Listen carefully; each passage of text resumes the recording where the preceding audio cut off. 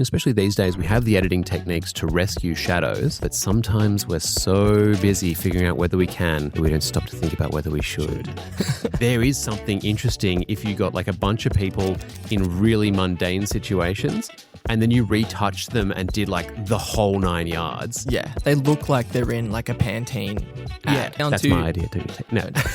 Hello and welcome back to another episode of the Full Frame Podcast, back in the studio. Sean, how are you? Good, very good, mate. You? Not too bad, not too bad. Continuing our series again today. Yes, talking about competitions, specifically the Alpha Awards. Yeah. As we've said before, entries are open. You should be, if you have a yen for that, you should be thinking about your entries. And submit your images, get your name out there. Yeah, it's huge. Yeah, especially obviously for Sony, but even in a wider audience, that's good exposure. And it's just an awesome way to be able to hang your hat on something. Yeah, definitely. And it can open up career opportunities as well. No doubt. Yeah. So we're talking, this week, we're talking about basically taking photos of people. Yeah. We're doing city street, which is a little bit on the edge. And then we're also talking about portraiture and wedding. Yeah. So I think, these three categories, they do have a lot in common in the end, as like, obviously it's talking about photos of people. But they all kind of put the emphasis in different places. So I think there's a lot of difference to kind of travel over as we go through those categories. And sorry, I should say, just so for anyone who's kind of coming in midway and isn't familiar with what we're doing here, we are doing a series talking about each of the different categories in the Alpha Awards. In the lead up to the Alpha Awards. Exactly.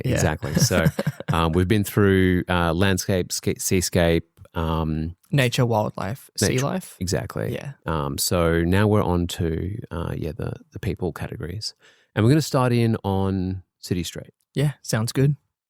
So city street is a bit of a amalgam category for us. I think probably for a lot of competitions this would just be street, or you might do a city category, a cityscape maybe, potentially cityscape. Yeah. But for us, because both of those are kind of smaller, more niche categories, it made the most sense to kind of bring them together here. And they do have a lot of shared DNA because they are very much about the urban environment. Street typically focuses mostly on people in the environment, where city would be just strictly environment. We bring them together, and on the whole, it does give if not the most consistent through line for judging, is a tricky one to judge. Yeah, it at least gives maybe a consistent vibe. Yeah, especially like looking at the images last year, like. I think some of the images that placed really well were kind of edging that line between the two almost. Like some of them were silhouette shots down. I remember Henry shot the silhouette shot down the tramway, and the figure in the shot is actually very small. Yep. So it's still it's the intersection of both of those kind of genres. Yeah, absolutely. I think even when you are talking about street and the more people photography end of this category, it is a category where you can't be tight on your subject, really. Yeah. A tight portrait that's in the street genre is not really in the street genre. No. You're just in portraiture. Yeah, if you blow the background out and you can't even really tell that it's on a street, I'd say that leans very heavy into portrait. Yeah. So, you are always kind of looking to frame your subject, in a context. And so, I think one of the things that is worth digging into for this category is the tension when you're trying to do street photography. You're always kind of working in this environment where you've got maybe people moving in and out of frame. You've got you don't have control of your environment, so you're having to work with the situation that you find yourself in.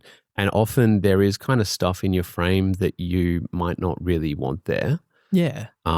Things can sometimes be cluttered and messy, and then sometimes they can all work together like a Renaissance painting where there's just so much to look at. Yeah, that's right. But I think it is an issue that comes up when it comes time to edit and think about we're a competition where we do kind of focus on if not we're not looking to have like straight out of camera images hanging on the gallery wall, but we do, we do think it's important to have images that at least have a root of truth in them, that come from that initial exposure, that are primarily authentic images. Yeah.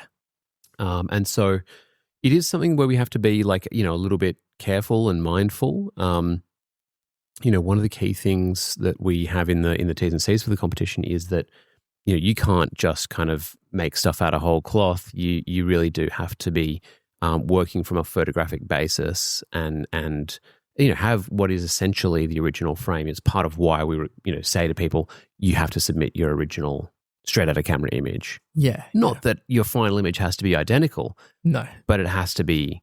If we open the RAW and there's no correlation, there's going to be questions. Yeah. So one of the things Street does always have, there's always going to be little things where you're like, well, maybe that if I that red bin, or maybe if I if that telephone pole wasn't there, and for the most part, I think you can have a very free hand in adjusting that stuff. But it is something where you need to kind of toe a line. Yeah. Sometimes we see street images where the composition isn't really the original composition, especially if you've taken, plates or I think the kind of thing where you're, one common way of setting up a street shot is to find a scene. And then wait for the subject to walk in. Yeah. Exactly. And, the kind of image where you're essentially trying to take a background plate with no people in it, and then you drop in the person, still shot in that scene. You're not taking someone from a studio and putting them in there. No. But you just use that background plate to kind of erase things if you want to. I think that's a very legitimate way. Ultimately, when we're working between two photographic images that were in the same place at the same time, that's the kind of stuff that most judges are going to feel pretty comfortable with. Yeah, because it still has that photographic base. That's right. Yeah. That's right. You're not inventing whole new things. You're not doing really collage. It is photography with just some sort of edits in there. Yeah. But yeah, it's a tough line to toe. Would be. Because I think that is the greatest challenge with street photography, is that it is hard to remove distractions.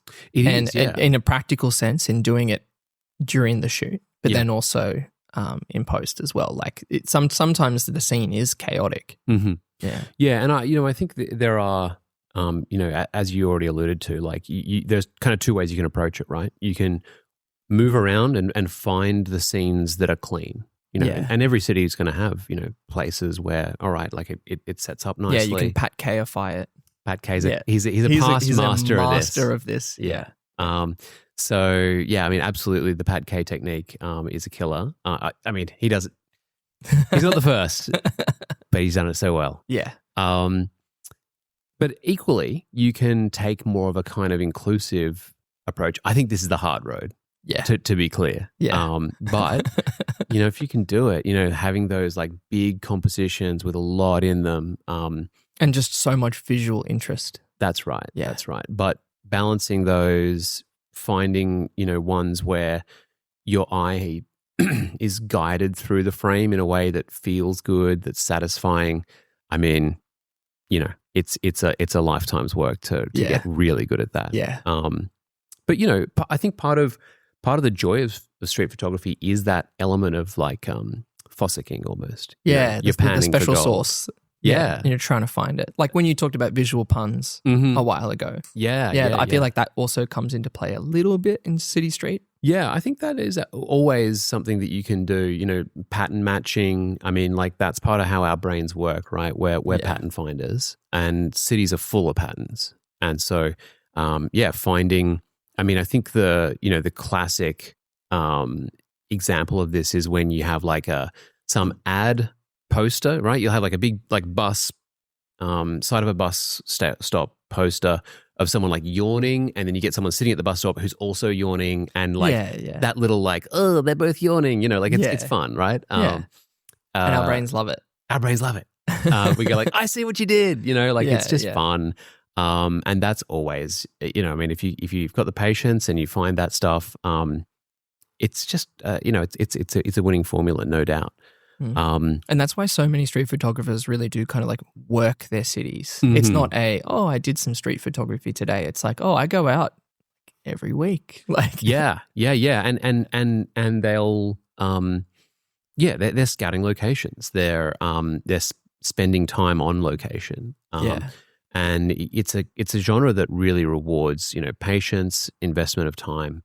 And I think it's why a lot of people can find that genre frustrating, because it's on its face, it encourages kind of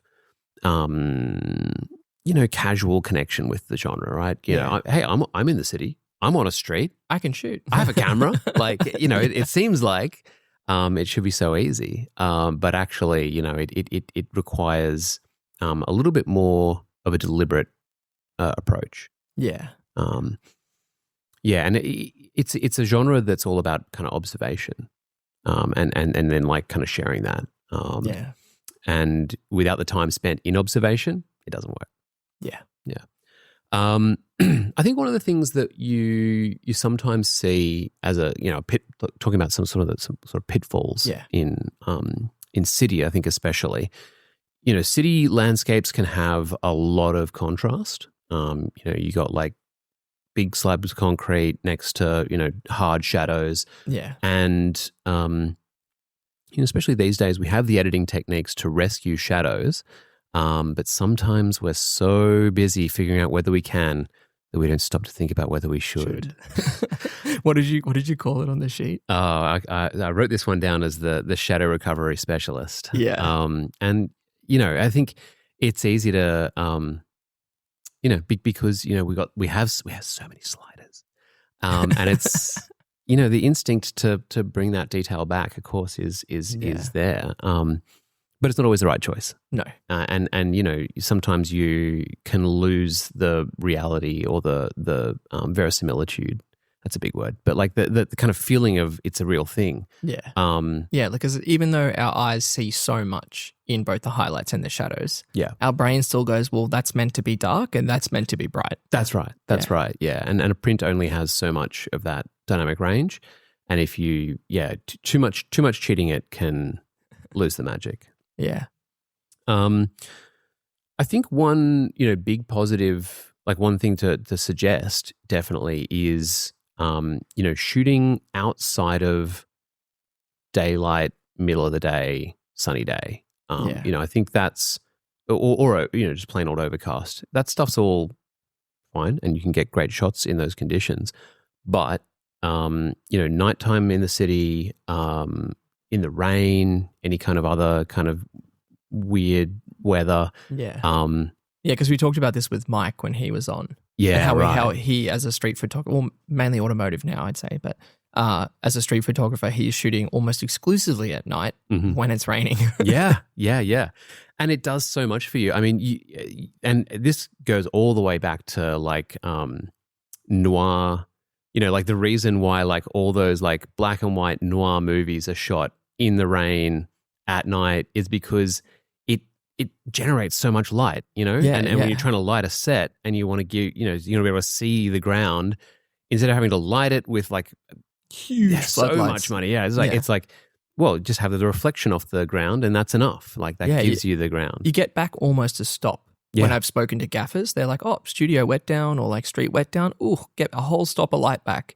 Which is amazing. It's crazy. You wouldn't think it, right? No, well, I mean, if you're shooting stills, like that's a lot. A stop is a lot of light. Yeah. And you think like overcast, rain, it's going to be dark, but actually no, it lights it up. And playing with those reflections. It's also just everyone loves novelty, right? You want to see something you don't see.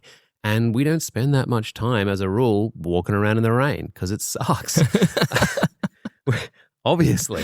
But, if you want to get those special shots, then actually walking around in the rain is a huge winner, especially in the city. You got so many lights that can reflect. And I think the genre itself is also leaning towards that way. There's so many the Sydney community, at least that I know, there's so many people out shooting after work every day. Yes. Yeah. So it makes sense that you're seeing more and more images shot at night. Yeah.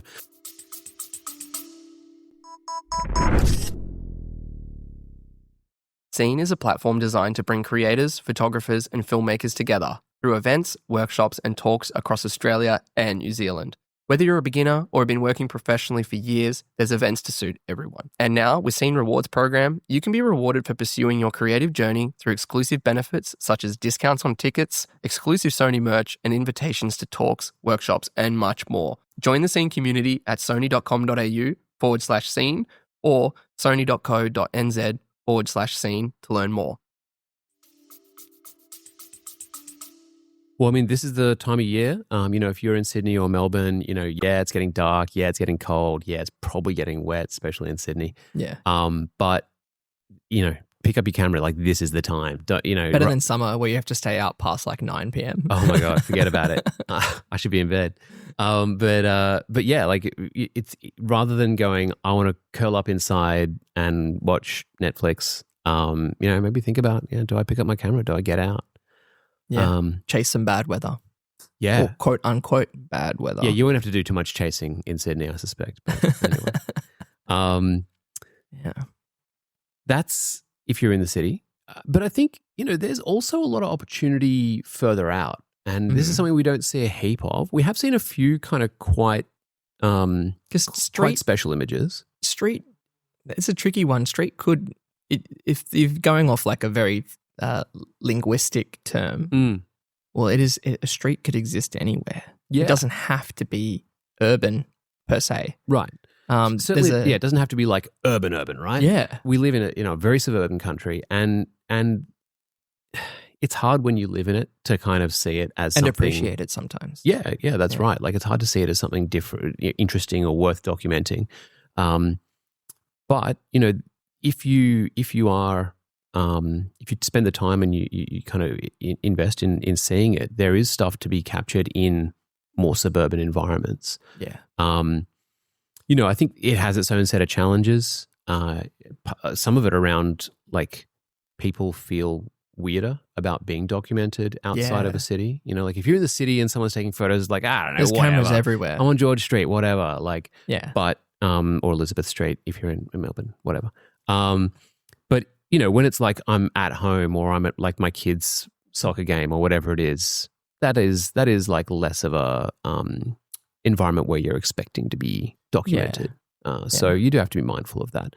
But yeah, we've seen some great shots where people are, documenting more of the suburban landscape. And there are like iconic elements to that if you have the eyes to see it. I'm thinking of the wheelie bin shot from, was it last year or the year before? It might have been year before. Yeah, something like that. Yeah.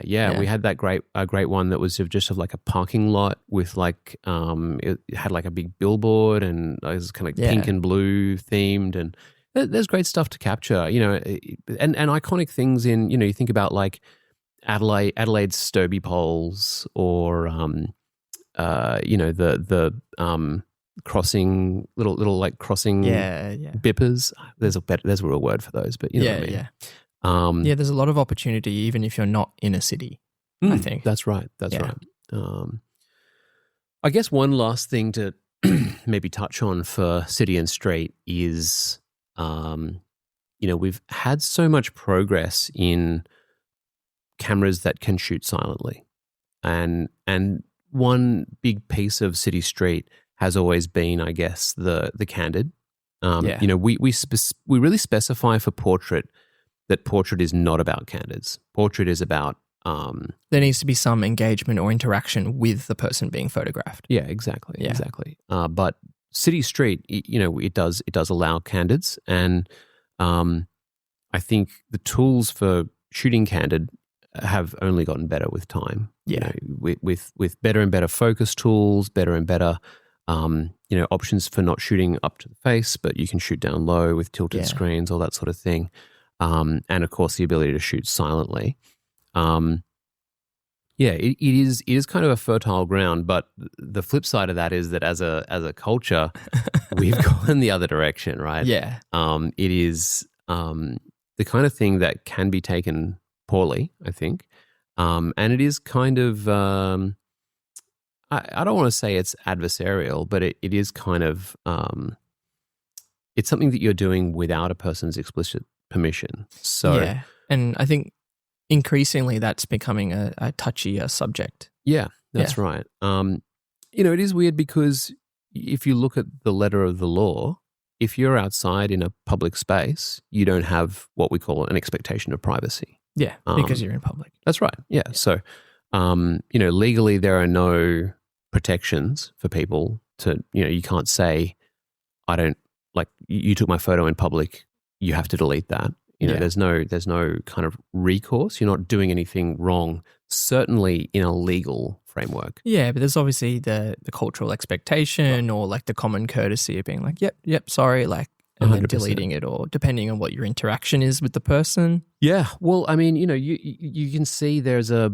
bunch of very famous city street photographers who've made careers out of taking, and I can't remember his name now, but there's, the guy who, like, I think he did a lot of work in the States, in like New York, that sort of thing, getting up in people's faces. Yeah, like a big off-camera flash. Yeah. And he's famous. He's lauded in many ways. Also considered to be like not a great guy in many ways. So I guess, there's no strong like don't do that, do that. But I think in general we would encourage you to be a decent human being. Yeah. But I guess if you're not and you're a great photographer, consider you can that. Still make it, apparently. Yeah. All right. Shall we move on from City Street? Any thoughts right at the top of Portrait? Right at the top of Portrait, I think the images that will immediately stand out are the images where it's almost like the context of the interaction or the relationship between the photographer and the talent or subject, I should say. Those will always perform just so much better. And I think the images that really stood out last year were the images where you could see that the photographer had put a significant amount of effort in. Some of them were styled, there's rather than them just being captured somewhere. Yeah. Some of them had quite a strong narrative, or at least like a color or styling motif. Yeah. And you can go, all right, this was intentional. And I think those ones always perform better than something that might have been a lucky snap. Yeah. No, I think that's really true. And I think, you don't just have to think about it in terms of showing a person in their environment. That's definitely one way you can do it. Yeah. But also, the intentionality doesn't always have to be by the photographer. It can be someone who has their appearance is intentional. They've styled themselves. They've created an appearance that also tells a story about them. Yeah. In a lot of ways, for a photographer, that can be the lowest hanging fruit, right? Sometimes you just see someone on the street and you go like, that's a picture. This guy or this girl, like they look. They've got the look. A thing. Is what they call. Yeah. That's right. And sometimes it's about being beautiful or interesting or whatever it is. But sometimes it is about, the way that you style yourself, the way that you, the way that you wear your skin, you talk about like people over a certain age are responsible for their faces. It's like a saying, like when you're young, like you can be beautiful or you can be ugly, and it's like, well, you didn't, like you were just born and then you grew up and then this was what you looked like, there's nothing to it. But then as you get older, it's like, well, you become more responsible for your face because the expression that you wear, it wears in. And so, people who smile a lot are going to have I've got huge, big crinkles here. Yeah, exactly. I'm proud to have big crow's feet. Yeah, it's a lot of smiling. That speaks well of you. At least that probably means you'll be good to talk to. I hope so. We're on a podcast. Professionally, it's requirement. But yeah, that stuff. Some people just they have kind of their life written on their face, and that can be huge. Well, I'll say that's a double-edged sword because this is one of the pitfalls that you see, not just specific to Alpha Awards, but in a lot of portrait competitions. The up the clarity, black and white, a face with many tales to tell. It is an amazing image to shoot, and it does always look fantastic. Yes. But I feel like that's a first port of call for a lot of portrait photographers is they go, oh, I want to take an image that I want to submit to an award, and then they go out of their way to create this thing. And unfortunately, it's been done a lot. Yeah. Yeah. The old like man with pipe and like a white beard and a million wrinkles. Yeah. Yeah. It's definitely a look. Which is not to say, and I think portraiture is a tough one because, you know, we're going to talk about like a bunch of the sort of classic pitfalls of the genre. Yeah. But in the end, the ultimate sin is just not doing it well enough. You know? Like of course, you know, like, yes, the wrinkled old man trope is like a well-worn street. But if you really knock it out of the park, it could still be good. It could still be good. Yeah. And that's the interesting thing about it because you could have an image that is technically lit. It is the most beautifully lit image ever. You know, everything's tack sharp. Everything's perfect. The processing's well done. Yeah. You know, you've hit all the technical aspects of the image. Yeah. But if the actual personality or the persona or the interaction between you and the talent or whatever it is just isn't quite there, you can see it straight away. Yeah. Yeah. You know, it's interesting because we have seen, you know, I'm thinking specifically in the Alpha Awards and like the history of the competition, we've seen portraits from kind of both ends get up and take the top spot. So, you know, we've had portraits that were technically incredible, you know, get up and get that top gong. And I'm thinking of stuff like, you know, Aries. Some studio stuff. Yeah, Aries Tao had a winner relatively early in the Alpha Awards. I want to say like 2017, 2018. He had a model that had been done up in like a white clay almost. Yeah, I remember that image. It was kind of like almost like crackle paint on her whole body, and then like that done next to it was like florals. Yeah, there was like like a floral, like a very sticky sort of stick like. Yeah, floral. I remember the image. Incredible, just an incredible image. You know, so striking, so well styled.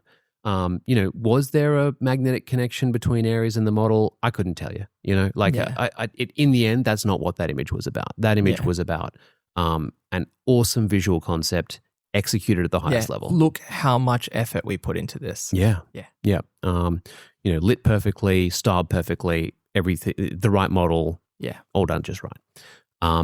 Equally, you know, one of our, I don't know if it won, but one of our top contenders year before last was of like this kid taking a bath in a bucket. Yeah. Like a maybe like a baby almost.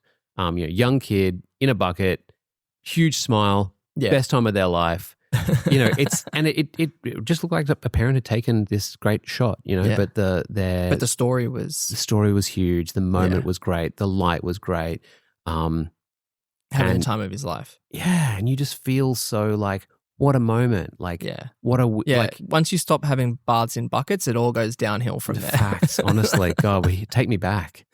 But yeah, that one was all about context. It was all about context and story and the, you know, the real moment and feeling like you're having a connection. You're kind of getting to step into that connection. Yeah. And that's hard when you're judging them side by side. Yeah, 100%. 100%. And I don't envy the people who have to make those final decisions. That kind of ties into the anti-model model. Yeah. So shooting with a model, of course, you know, when you're talking about trying to get either the perfect styling or, you know, just a face that can be arresting in its own way. Yeah. Working with a model, you know, is a great step to doing that and doing it consistently. Yeah. But it comes definitely with its own set of challenges. I think, you know, if you're not a confident photographer when it comes to connecting with a sitter, then doing it with a stranger redoubles that challenge. Yeah. And most models, if they're good at what they do, they should be able to meet you halfway. But, you know, if you're trying to create an image that trades on its connection, then that is going to raise a barrier there. Yeah. Okay. At the same time, we've seen great images of beautiful people get up as winners in the Alpha Awards, but I do think the way that the category is sort of phrased, in its description, in the way that we communicate it, we probably, in general, lean more toward, images that trade more on connection, that trade more on narrative and a sense of person and a sense of place. Yeah. So, I would say, if you have a practice around shooting with models about getting, beautiful images, then, with a model, then of course, by all means do that. And, you'll have that level of execution to make that work. Yeah. But if you're a casual portrait photographer and you're thinking about how can I elevate my work to submit for a competition, maybe hiring a model, it might not be your best path. Yeah, because there's you can still take a technically beautiful image, but I think I'm thinking of like the stereotypical kind of like street or like outdoor off-camera flash portrait. Mm-hmm. And it's like, you're shooting backlit, there's cherry blossoms, it's beautiful, you've got it, you're using a beauty dish. By all accounts, you've taken a great image. You got all the pieces. All the pieces there, but it's the same with when you look at celebrity photographers. Mm-hmm. The best celebrity photographers often break all of the rules. You think of how a celebrity photographer would, shoot Sabrina Carpenter, Harry Styles, or someone like ultra famous. Mm-hmm. They often just shoot it with like the weirdest settings or like in the weirdest scenes. Yeah. It's all the stuff you wouldn't expect because it's reflective of the character they're photographing, like the person they're actually photographing, as opposed to, oh, the light looks amazing. There's a cherry blossom, bang, beauty dish. Yes. Yeah. And I think, talking technically, this is a category where leaning into the perfection, like modern lenses are very, very good. But actually, this is a genre where leaning into some of the character of your lens can actually be a great way to go. Flare all day, baby. Yeah. Yeah. And, it's interesting talking to photographers who are, very portrait oriented. They just will stop off at a specific lens, not because it's sharp, not because it's fast, but because it gives a look, gives a feel, gives a vibe. Yeah. I remember talking to Julia Trotti, and she's a big fan of the 85 f1 for GM original. The Mark 1. The Mark 1. Yeah. And, we brought out the Mark 2 and she was like, yeah, it's a great lens, but I do like the way that Mark 1 flares. The old one just did something special. Yeah. And, and that's fine, of course. And no doubt there'll be other photographers who buy the Mark II and are like, oh, well, this one's got the special sauce, whatever it is. Yeah. Everyone kind of finds their own speed on this. But, looking at lenses and finding the way that they can imprint their own little element or quality onto your image. Or visual DNA. Yeah. Because, you're often working with less in portraiture. You're generally like more empty frames. You can get away with imperfection a lot better because it's just hidden in the bokeh. Yeah, that's right. And no one's going to complain that, I can't see every single eyelash in perfect detail. That's not really what we're looking for in portraiture. Sometimes it's nice to have detail, but it doesn't need to be the be all and end all. So how do you feel about retouching then? Yeah, well, retouching is an interesting one for portraiture. Obviously, reams and reams have been written about how to get kind of that perfectly retouched skin, blah, blah, blah, blah, blah, all that stuff. And I don't think that's a bad thing necessarily. If you are really going for that specific aesthetic, then you got to get good at it, like do your frequency separations, do your whatever, do your adjustments. But I'd say like make it intentional. Yeah. Above everything else, if you really want to get that look, then you need to go from soup to nuts and do everything. Do the whole, you got to style it like that. You got to find the location. You got to light it right. Good makeup and good lighting gets you 90% of the way there. Yeah, if you want to do like a glamour shoot, and you haven't like thought about like who's my makeup stylist going to be, what clothes will they wear, then you haven't even. You've already lost it.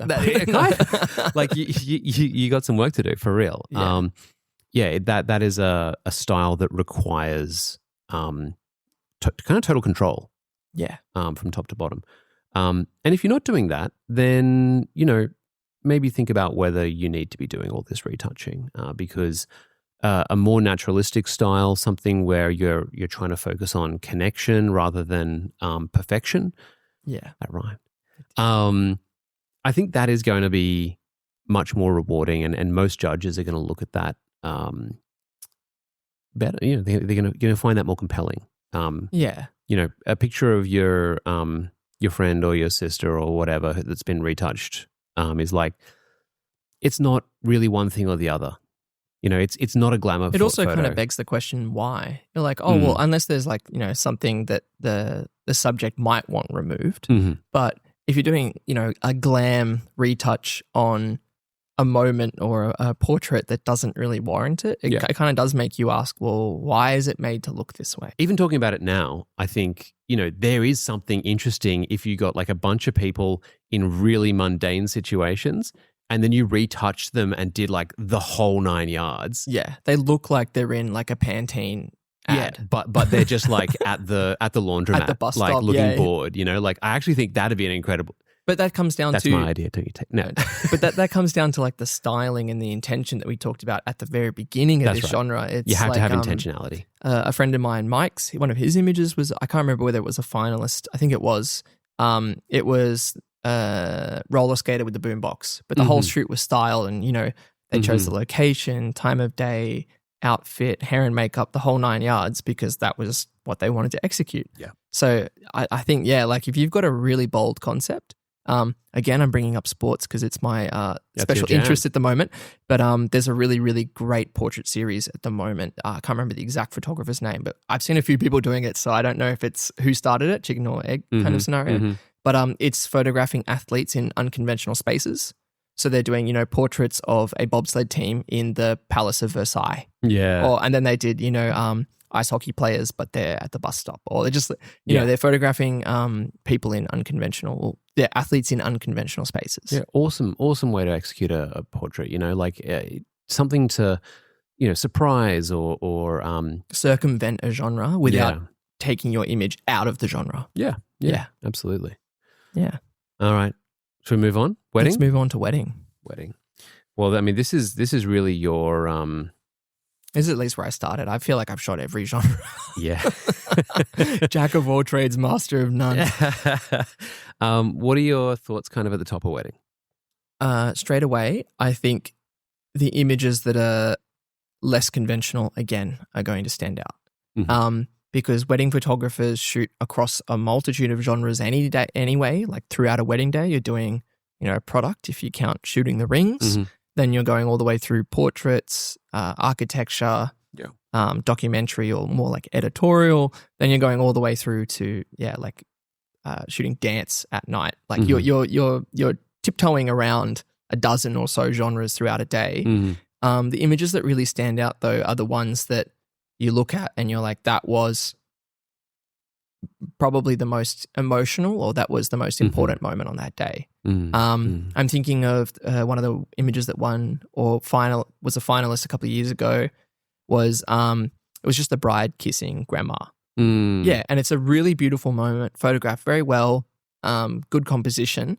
And to me, that's far more powerful than, a shot of the groom popping a bottle of champagne and you've captured all the particles everywhere. Like I love taking those photos because I love off-camera flash.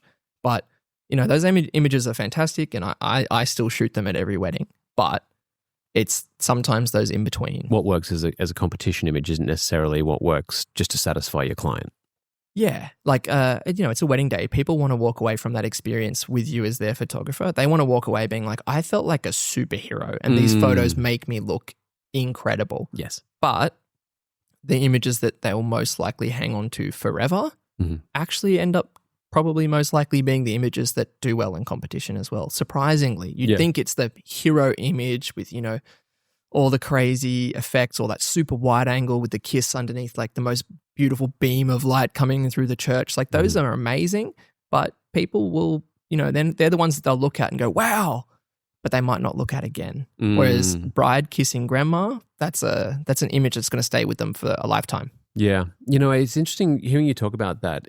Weddings are they're an event which has such strong themes running through them, like it's about family, it's about continuity, it's about, inheritance, it's about, all this stuff, all this kind of, these ideas. Yeah. And often the images that we see perform really well speak to those themes, right? Yeah. Like that, the image of the bride with the mother, of course, like that's a generational thing. Yeah. It's talking about like what you give to your children and all that sort of stuff.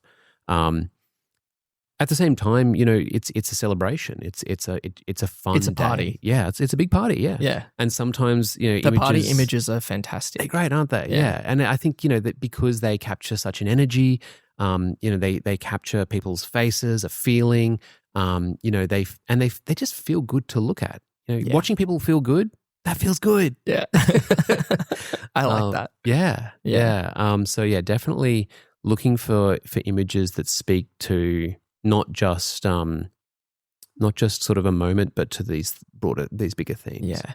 And I think that's the challenge of what makes a great wedding photographer specifically is you aren't just delivering, the pretty images. You are, like, I always include, if there's a funny moment on the dance floor or like someone pulling a horrible face because you've just triggered the rear sync at the wrong time, I still include those because that the couple are probably going to go back and be like, look at this, that kind of stuff. And I think all the wedding photographers, even like in amongst the advocates, like there's a lot of us, but you have to be good at delivering everything the client expects and then, a little bit of extra every time. Yeah. And I find that you might only get like that really, really special image for a competition might only come one every 10 weddings. You might, like, you're getting all these important images, but like those hero ones, like, they don't always happen.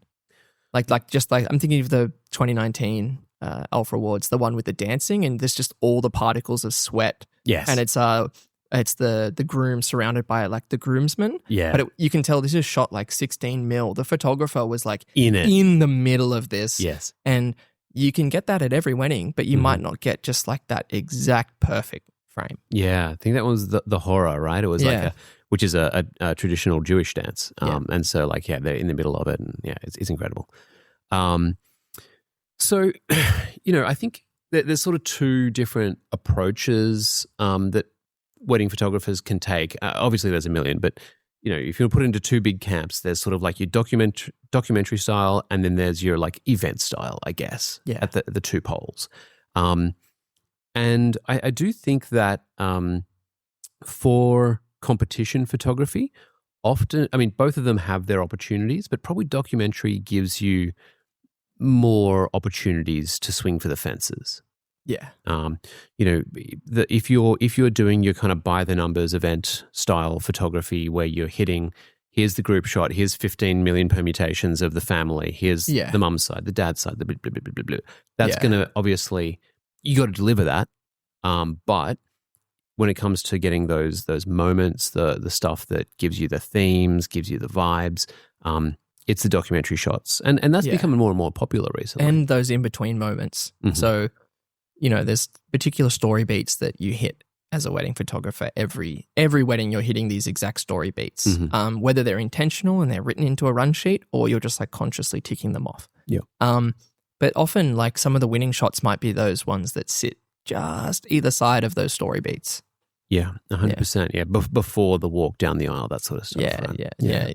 A tear here and there, or we love a good tear. I think also the emotional weight of a moment does play into it, because unlike landscape, where we've talked about, the context of the image you don't always have access to, but if say it's a first look with dad, or it's a moment with a relative, it's like you might not know the exact relationship, But, you can look at the age difference. You can look at the context of maybe where they sit in the family. Yeah, you can infer a lot. You can infer a lot. And I think that has a big impact on it. Yeah, no, absolutely. One of the things that we do open the wedding category to is photography that doesn't take place on the wedding day. Yeah. Sort of surrounding the wedding. Yeah, pre-wedding or especially some cultural weddings run across multiple days. So yeah, I like that that's included.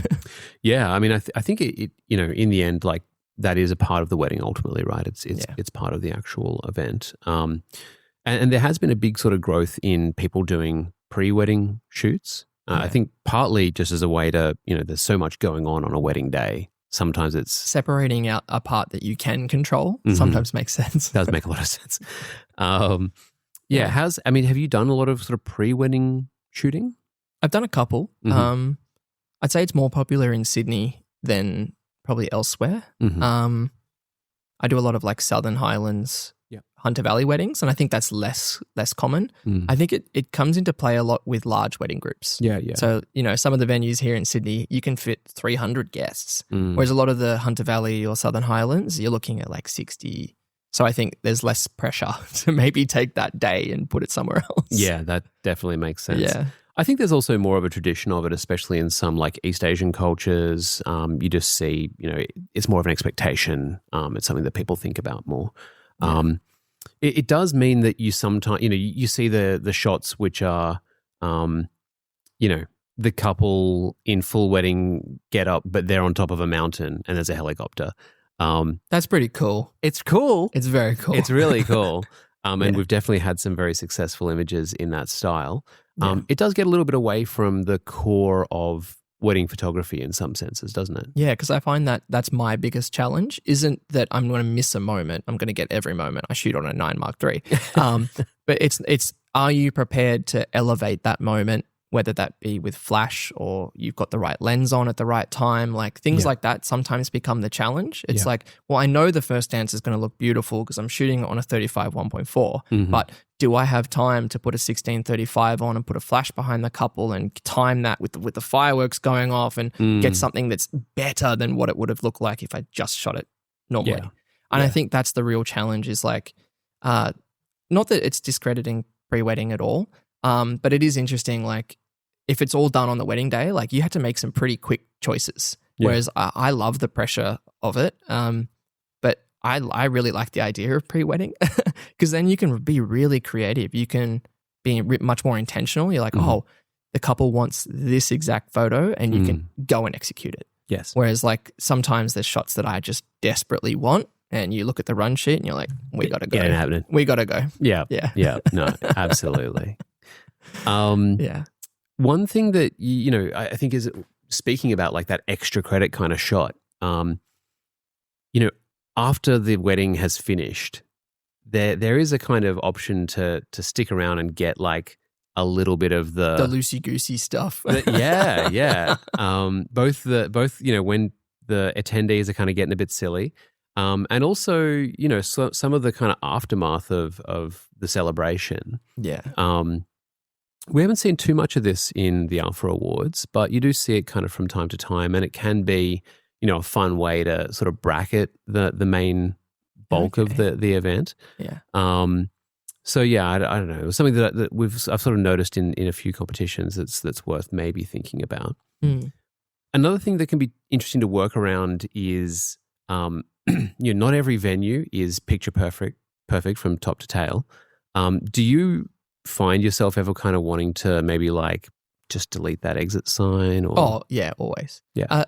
I think specifically exit signs. And that's the tricky thing is like a lot of churches specifically, like one, just bad lighting in general. And then they'll use quite old LED tubes, which again, then you end up with flickering or things like that. They have a horrible green tint. Yeah. And then you've got a green exit sign right above the entry doors or something right before the aisle. Yeah, I am doing, trying to make things look as nice as possible. But I think from a judging point of view, that's the kind of stuff, if you're ever doing your edit and going like, oh, is this too, removing exit signs, that sort of stuff, that's like an easy green light. Yeah, that's safe. Yeah, that's right. There's no controversy there. But yeah, it can be a big distraction if you're not careful. Definitely. Also just PowerPoints and things like that. Like for a wedding gallery, I actually do not a lot of retouching unless it's like a big hero shot that I want to look perfect. Just with enough fiddling with the tone curve, you can kind of flatten out contrast in the skin without flattening out contrast between the eyes and the eyebrows and hair and stuff. Yeah. You can get a decent chunk of the way there, especially when you're trying to edit, 1,200 images. Yeah. Time's a factor. So I'm only retouching more heavily in like those hero shots. But like moments where you're like, oh, this is amazing, it looks beautiful. I just get rid of things like light switches and PowerPoints and stuff because it's not distracting, but it's like the image would just be that little bit more perfect. Yeah. What do you think about adding like a little bit of flair maybe if you're... A little bit of flair. If you've gone and shot it yourself and you've figured out how to plate it in, because plating in flares would be hard. It's very tough. Tricky. Then I'm like, oh, I probably wouldn't. I think that's a bit of maybe a little too far. Yeah. But I think those kind of things, when done well, do it in camera because it's really fun being part of that process where you're like, you've got the couple where you want them and you're just moving the camera around trying to find where the flare is going to go crazy. I think it's a good place to experiment. Yeah, people carry like crystals and kind of like lens diopters and all kinds of stuff at weddings these days. Those are great. Yeah. I think the other thing is, when you're looking at an image, you can generally tell if the sun's or the key light is in a place where it would flare. Yeah. And I've seen images where you look at it and you're like, it's overcast. What's flaring? Yeah, like, it's front lit. What's going on? What is correct? Yeah, and it can make the shot look a little incoherent. So, best to do it in camera. Yeah, and at least have an alibi. Make it make sense. Yeah, I love shooting through things, and I learnt that from James a lot. But just if there's a frame that's interesting and it's worth shooting, like grab a candle off a table, grab a champagne glass, like grab something. Some of the most like fun kind of couples portraits maybe at the reception or something. Like shoot through something that's going to refract light like crazy. Yeah. I always put my flash through like a perfume bottle. Yeah. And so like the color of the perfume will then go across the rings and everything. Like you can be really creative, especially in that morning prep phase. Yeah. Like I don't think maybe a flat lay would win a comp, but those kind of images, like when you've got time, like really be creative. Yeah, and I mean that is the difference with wedding. I think the tough thing talking about wedding is, obviously anyone who's eligible to enter the wedding category is essentially they're a pro, right? Like we're not here to teach you how to suck eggs. Yeah. I think the main thing to point out here is just that, the bread and butter images from a wedding, they're probably not the competition fodder. You do need to be looking at the stuff where you're, where you've kind of taken that extra step, where you've gone outside of the core wedding shooting stuff, and you've kind of added a bit of your special sauce. Yeah, something that's going to be eye catching, I think. Although ultimately we're not looking at this like we do editorial, where you have to have like a whole story told and that sort of stuff. A lot of the same concepts do kind of hold for wedding photography in a competition context of like, there's got to be some story. Yeah, there's got to be something happening in the moment other than it looks pretty and they're getting married. Right. Yeah, exactly. Yeah. Look, it is a tough category, and in the end, wedding is one of our categories that doesn't get a huge number of entries each year. It is one of the smaller ones. I feel like every second photographer is a wedding photographer. And I think, I'd love to really, at the end of the day, know why exactly it is that we don't get a huge number of entries. There aren't that many people who shoot wedding. When you put it next to the number of people who shoot landscape, travel, whatever, it is a small pool.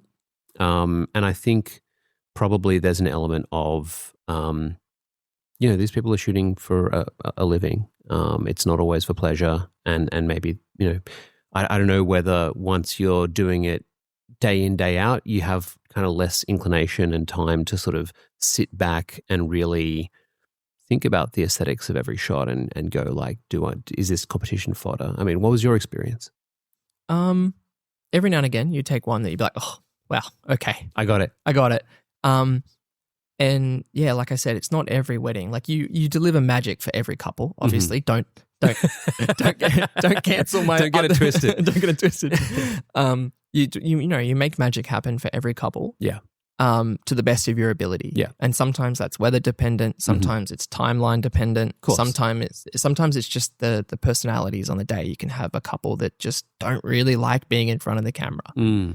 But when you do strike gold, and it does happen. Sometimes it's accidentally. Sometimes it's planned. You know it. You know it when you hit it.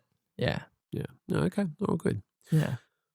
Well, I think we've covered off our people subjects, our people topics, categories. Yeah. These are sometimes some of my favorite images. I think. Yeah. Wedding. I feel like you get like some incredible highs. I think portraiture, the stories that you see, it is the fun. The thing that's so fun about portraiture is you do kind of feel like you just get to meet a bunch of people. You get like a little window into all these people's lives. And wedding, to a certain degree as well. Yeah.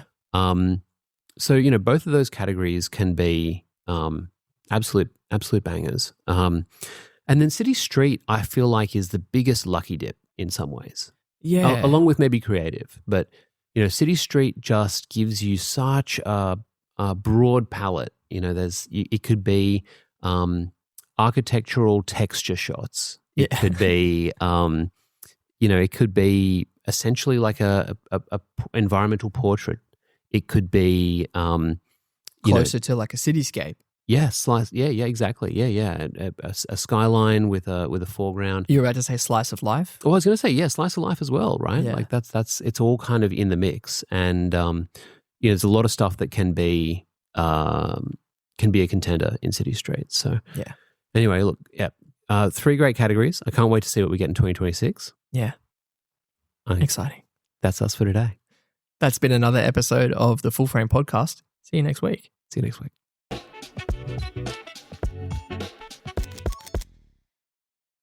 Sony is giving away a G Master lens every single month. Yes, you heard that right. Simply register your Sony camera or lens for your chance to win a choice of a G Master lens. When you register your product with Sony, you can keep track of all your product details in one place, get easier access to support, and stay informed about product updates. Don't miss your chance to win. Visit sony.com.au/mysonygear for full details and terms and conditions.